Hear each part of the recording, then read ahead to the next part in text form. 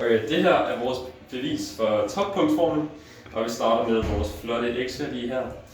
Yes, så vores forskrift den hedder jo f af x er lige med ax i anden plus bx plus c. Så vil vi derefter differentiere vores forskrift ved at bruge de regneregler.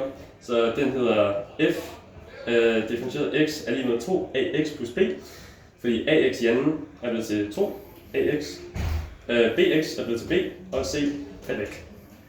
Yes.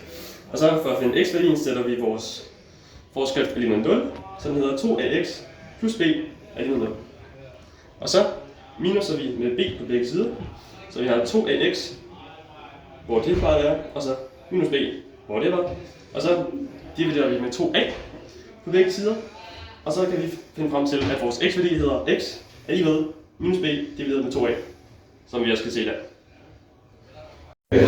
Så nu vil vi finde vores y-værdi, hvor vi har vores x-værdi. Det vi gør er, at vi sætter x-værdien ind på x's plads i vores forskrift, så den hedder f af minus b divideret med 2a er lige med a gange med minus b divideret med 2a i anden plus b gange med minus b divideret med 2a i anden plus c.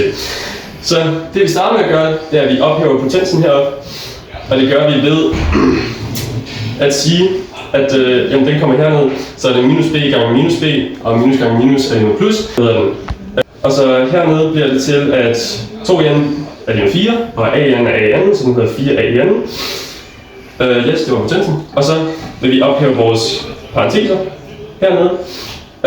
Så det vi gør, er, at vi ganger a ind i vores parentes, så den hedder ab i anden. Også fordi at a'erne de går ud med hinanden, så den hedder b i anden og 4a. Og så herover ganger vi b ind i parentesen, så den hedder minus b i anden, og så bare stadig plus c. Alright. Nu det vi vil gøre, er at vi vil finde en fællesnævner for vores tre komponenter. Og det gør vi ved at tage udgangspunkt i vores højeste nævner, hvilket er 4a. Og det vi skal gøre er, på den her side skal vi bare gange med 2, så det bliver til minus 2b i anden, divideret med 4a. Og på den her side ganger vi med 4a, så der står 4ac divideret med 4a.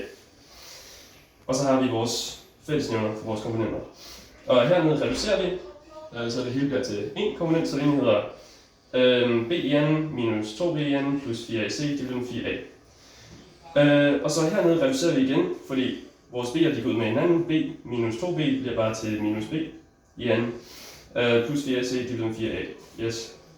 Og så her vil vi sætte det hele i minus, og det gør vi ved at sætte parentes rundt om og sætte vores minus foran vores parentes.